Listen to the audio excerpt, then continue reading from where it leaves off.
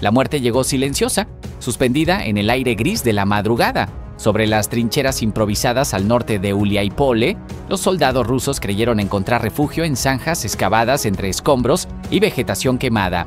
No imaginaron que el cielo mismo se había convertido en verdugo. Drones ucranianos, invisibles hasta el último instante, descargaron bombas modificadas con precisión quirúrgica sobre posiciones que hasta entonces se consideraban seguras. El resultado fue devastador: explosiones compactas que tragaron cuerpos y moral en cuestión de segundos. El operativo forma parte de una estrategia ampliada por las fuerzas ucranianas en la región de Zaporizhia, donde la guerra aérea no tripulada ha dejado de ser complemento para convertirse en columna vertebral del combate diario. Según reportes de campo y como un enjambre de drones FPV, pequeños, ágiles, letales, coordinó el ataque inicial. Estos aparatos, pilotados en primera persona desde posiciones remotas, saturaron el espacio aéreo antes de que los sistemas antiaéreos rusos pudieran reaccionar. La secuencia fue metódica. Reconocimiento térmico identificó puntos calientes entre la maleza. Segundos después, las cargas explosivas cayeron en cascada. Testigos en aldeas cercanas describieron el sonido característico de los rotores multiplicándose en el aire, un zumbido bajo que precede al estruendo. La tecnología empleada incluye variantes del temido Baba Yaga FPV Swarm, drones modificados capaces de operar en grupo y compartir datos de objetivo en tiempo real. A diferencia de modelos convencionales, estos aparatos cargan munición improvisada, granadas antitanque, bombas termobáricas de fabricación artesanal que maximizan el daño en espacios reducidos. La coordinación con Bayraktar TB2, plataformas de mayor altitud que proporcionaron vigilancia continua, permitió ajustar el ataque conforme las tropas rusas intentaban reagruparse. Los soldados atrapados en el suelo enfrentaron una pesadilla táctica. Las trincheras, diseñadas para proteger de fuego directo, y artillería convencional resultaron trampas mortales ante un enemigo que ataca desde arriba.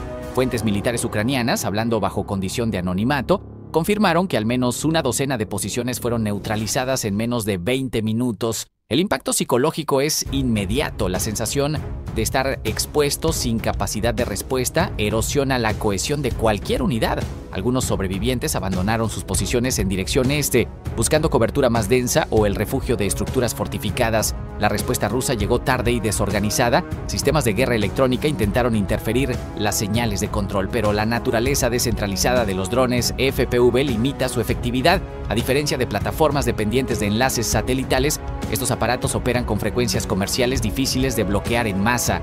Artillería de contrabatería barrió zonas donde se sospechaba estaban los operadores ucranianos sin confirmación de impactos significativos. La asimetría es evidente. Mientras Kiev despliega tecnología accesible y adaptable, Moscú lucha por ajustar doctrinas pensadas para conflictos del siglo pasado. El terreno alrededor de Uliáipole, marcado por colinas bajas y campos abiertos, ofrece pocas ventajas defensivas contra amenazas aéreas de baja altitud. Las fuerzas rusas han intentado reforzar refugios subterráneos y dispersar unidades en formaciones más pequeñas, pero cada ajuste táctico encuentra una contrarrespuesta ucraniana. El ciclo se repite: adaptación, golpe, retroceso. La guerra de drones ha democratizado el poder aéreo, permitiendo que batallones sin cobertura de aviación convencional ejerzan presión constante sobre adversarios numéricamente superiores. Las imágenes capturadas por los propios drones, grabaciones en primera persona que circulan en canales militares, muestran el momento exacto del impacto, figuras humanas desapareciendo entre columnas de tierra y humo. No hay propaganda en esos videos, solo la cruda mecánica de la destrucción moderna. Para los soldados en ambos lados, la lección es clara. El frente ya no se define por líneas en mapas, sino por el alcance de una señal de radio y la batería de un aparato que cuesta menos que un rifle de precisión. La guerra en Ucrania ha convertido el cielo en un campo de batalla permanente, donde cada amanecer trae consigo la posibilidad de muerte sin aviso. Y mientras los ejércitos debaten tácticas y estrategias, los soldados en las trincheras saben que el próximo zumbido puede ser el último sonido que escuchen. El tablero de ajedrez geopolítico acaba de registrar un movimiento que nadie anticipaba con esta contundencia. Israel, tradicionalmente cauteloso en su relación con Moscú, ha dado un paso que resuena desde el Mediterráneo hasta el frente oriental europeo, apoyo militar tangible a Ucrania, en forma de sistemas de inteligencia electrónica y contramedidas que están golpeando objetivos rusos con precisión quirúrgica. La confirmación llegó a través de fuentes de defensa occidentales que reportan la llegada de equipos de guerra electrónica israelíes a las líneas ucranianas, mientras el Kremlin emitió un comunicado calificando el giro como hostil e inaceptable, exigiendo explicaciones inmediatas a Tel Aviv. La ruptura del delicado equilibrio que Israel mantenía con Rusia tiene raíces profundas. Moscú permitía durante años que cazas israelíes operaran sobre cielos sirios para golpear posiciones iraníes, un acuerdo tácito que ahora se desmorona. Analistas señalan que la presión de Washington y la creciente alianza entre Teherán y el Kremlin forzaron la mano israelí, pero hay algo más. Inteligencia compartida indica que técnicos norcoreanos e iraníes desplegados en territorio ruso representan una amenaza directa para Tel Aviv, convirtiendo el frente ucraniano en extensión de su propia seguridad nacional. Los primeros efectos se sintieron cerca de Bakhmut, donde unidades ucranianas reportaron la neutralización de 3 sistemas de mando y control rusos en menos de 48 horas. Equipos de interferencia electrónica de fabricación israelí, integrados con lanzadores Vilka-M modificados, permitieron triangular y cegar radares enemigos antes de que cohetes guiados impactaran búnkeres fortificados. Operadores ucranianos describieron la coordinación como nivel OTAN, con drones de reconocimiento sobrevolando posiciones enemigas mientras algoritmos procesaban datos en tiempo real. La tecnología no solo localiza, predice movimientos basándose en patrones de comunicación interceptados. Moscú respondió con furia diplomática, pero también militar. Baterías antiaéreas ES-400 fueron reposicionadas en el sur de Rusia, mientras voceros del Ministerio de Defensa advirtieron que cualquier activo israelí en suelo ucraniano sería considerado objetivo legítimo. El tono del comunicado ruso revela nerviosismo. La superioridad tecnológica que Jerusalén aporta podría inclinar balances en sectores donde las fuerzas de ocupación mantenían ventaja. Comandantes en el terreno reportan incremento en señales encriptadas rusas, evidencia de que están ajustando protocolos ante la nueva amenaza electrónica. Washington observa con mezcla de satisfacción y cautela. Aunque la administración Trump ha insistido en distanciarse de compromisos directos en Ucrania, el involucramiento israelí diluye esa narrativa. Funcionarios estadounidenses bajo anonimato reconocen que el giro israelí facilita opciones sin comprometer tropas norteamericanas. Sin embargo, el riesgo de escalada es palpable. Irán ya amenazó con aumentar suministros a Rusia, incluyendo misiles balísticos de mayor alcance, en respuesta directa a la intervención israelí. En las trincheras ucranianas, la noticia fue recibida con alivio contenido. Soldados que enfrentan oleadas de drones iraníes, Shahed, ahora cuentan con contramedidas específicas diseñadas por quienes mejor conocen esa tecnología. Un oficial de artillería cerca del Dnieper comentó que finalmente alguien entiende que esto no es guerra regional, es global.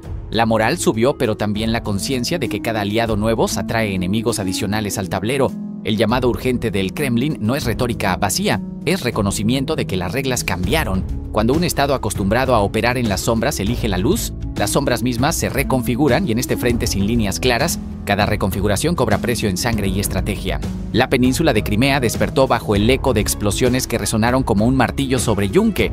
En las primeras horas de la madrugada, fuentes de inteligencia ucranianas confirmaron un ataque de precisión contra el puente de Chonhar, una de las arterias logísticas terrestres que conectan el territorio ocupado con el continente ruso. El golpe no fue fortuito, se trató de una operación calculada para estrangular el flujo de suministros militares hacia el frente sur, donde las fuerzas rusas intentan sostener posiciones cada vez más comprometidas. El puente, situado en el istmo que une Crimea con la región continental de Jersón, ha sido durante meses un objetivo prioritario para Kiev. Esta vez, según reportes preliminares, el ataque habría involucrado una combinación de drones navales y posiblemente misiles de crucero de fabricación ucraniana. Testigos en localidades cercanas describieron destellos en el horizonte seguidos de columnas de humo negro que se elevaron contra el cielo nocturno. Las imágenes satelitales difundidas horas después mostraban daños significativos en al menos 2 tramos del viaducto, suficientes para interrumpir el tránsito de vehículos pesados y equipamiento militar. La elección del objetivo revela una doctrina operativa que prioriza la interdicción logística sobre el enfrentamiento directo, mientras en el norte, cerca de Vovchansk, las fuerzas ucranianas mantienen una guerra de desgaste contra grupos mecanizados rusos. En el sur, la estrategia se centra en aislar a las guarniciones enemigas, cortando sus líneas de abastecimiento. El puente de Chonhar no es solo un corredor de tránsito, es el cordón umbilical que alimenta las defensas rusas desplegadas a lo largo de la costa del mar de Azov y las posiciones fortificadas en Melitopol. La tecnología empleada en el ataque subraya la evolución del arsenal ucraniano. Los drones navales tipo Sea Baby y el USV Magura V-5, desarrollados localmente, han demostrado su capacidad para eludir sistemas de defensa costeros y alcanzar objetivos de alto valor. Equipados con cargas explosivas de hasta 300 kilogramos, estos vehículos no tripulados navegan a ras del agua, minimizando su firma radar.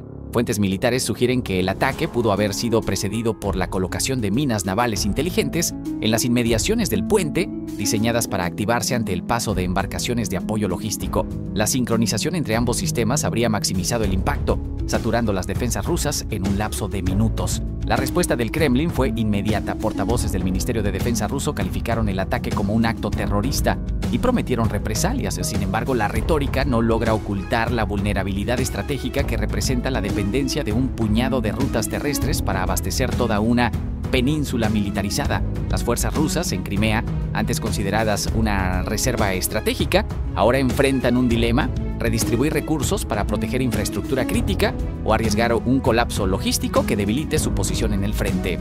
En las calles de Simferópol, capital de Crimea ocupada, el nerviosismo es palpable. Residentes reportaron filas en estaciones de servicio y supermercados, señal de que la percepción de aislamiento comienza a filtrarse en la población civil. Para las autoridades de ocupación, cada explosión sobre un puente o una base militar erosiona la narrativa de seguridad que han intentado construir durante una década. El ataque contra Chonhar no es un punto final, sino un recordatorio de que en esta guerra la geografía puede convertirse en prisión. Y cuando la aorta sangra, el cuerpo entero tiembla.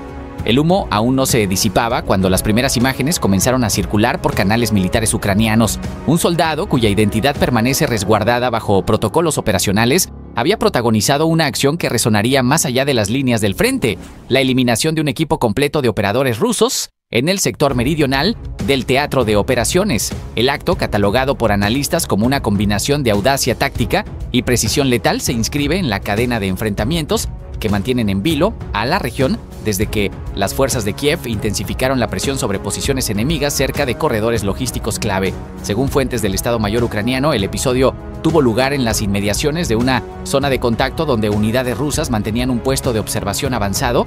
El combatiente ucraniano, perteneciente a una brigada de asalto con experiencia en operaciones nocturnas, habría detectado movimientos sospechosos durante una patrulla de reconocimiento. La decisión de actuar no fue improvisada. Reportes preliminares indican que el soldado empleó una combinación de fuego directo y maniobra de flanqueo, aprovechando la orografía del terreno y la escasa visibilidad que ofrecía la hora crepuscular. El resultado fue devastador. 3 operadores rusos cayeron en cuestión de minutos, incapaces de responder con eficacia ante la velocidad y determinación del ataque. El impacto psicológico de la operación no tardó en manifestarse. En localidades próximas como Bilorod-Dnistrovsky, donde la tensión se palpa en cada esquina y los residentes han aprendido a distinguir el rugido de los motores blindados, la noticia se recibió con una mezcla de alivio y orgullo contenido. Para las autoridades ucranianas, el episodio refuerza el mensaje de que sus fuerzas, pese a las disparidades en recursos, mantienen la capacidad de infligir bajas significativas incluso en condiciones adversas. Voceros militares destacaron la valentía individual del combatiente, aunque evitaron revelar detalles que pudieran comprometer futuras operaciones o exponer tácticas en uso. Desde el lado ruso, el silencio oficial contrastó con la agitación en redes afines al Kremlin. Bloggers militares próximos a Moscú reconocieron la pérdida, atribuyéndola a fallos en los protocolos de seguridad perimetral y a la subestimación de la capacidad de infiltración ucraniana. Algunos analistas sugieren que el equipo eliminado formaba parte de un destacamento de reconocimiento encargado de mapear rutas para el desplazamiento de blindados,